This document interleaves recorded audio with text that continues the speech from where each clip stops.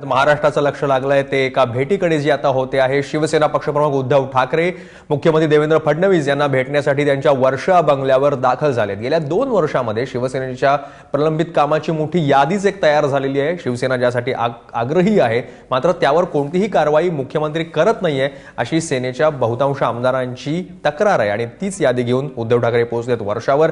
वैभव परब आपले प्रतिनिधी आपल्या सोबत आहेत। वैभव, काही दिवसांपूर्वी मुख्यमंत्री भेटले होते उद्धव ठाकरेंना त्यांच्या घरी जाऊन। आता तरी जे सेनेतले प्रलंबित विषय आहेत आणि त्यांची मागणी आहे ती पूर्ण होईल अशी अपेक्षा आहे की सगळे हे महापालिका निवडणुकीच्या तोंडावर या दोघांमध्ये काही दिलजमाई होण्याची चिन्ह आहेत? वास्तविक भांडणं सतत सुरू आहेत गेले काही दिवस।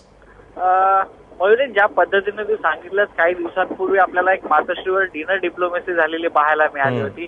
त्या डिनर डिप्लोमसी नंतर काही शिवसेनेचे आमदार होते ते मात्र मुख्यमंत्र्यांवर नाराज झालेले आपल्याला पाहायला मिळते।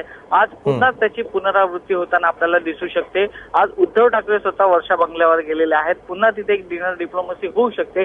त्याचबरोबर त्या डिनर डिप्लोमसीमध्ये शिवसेना आमदारांची जी नाराजी आहे तीच ते व्यक्त होऊ शकते। ती ज्या पद्धतीने आपण सांगितलं की यादीच मोठीच्या मोठी आमदारांनी दिली होती, शिवसेनेच्या मंत्र्यांकडून आणि आमदारांकडून देखील कामं होत नसल्याची तक्रार वारंवार मातोश्रीवर केली जात होती। आज थेट उद्धव ठाकरे ही सगळं संपूर्ण यादी घेऊन वर्षा बंगल्यावर दाखल झालेले आहेत।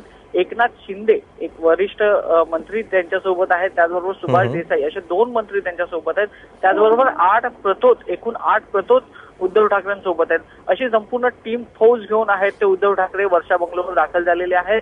काय या डिप्लोमसीमध्ये होत आहे हे पाहणं उत्सुकतेचं ठरणार आहे। मयुरेश, धन्यवाद वैभव, तुम्ही दिलेल्या सगळ्या सविस्तर माहितीबद्दल। बरोबर तुम्ही म्हणालात ते की काय होणार आहे या डिनर डिप्लोमसी पार्ट 2 मध्ये, यासाठी सगळ्यांचं लक्ष आता वर्षा बंगल्याकडे लागलेलं आहे। या यादीवर मुख्यमंत्री काय निर्णय घेतात ते पाहूयात।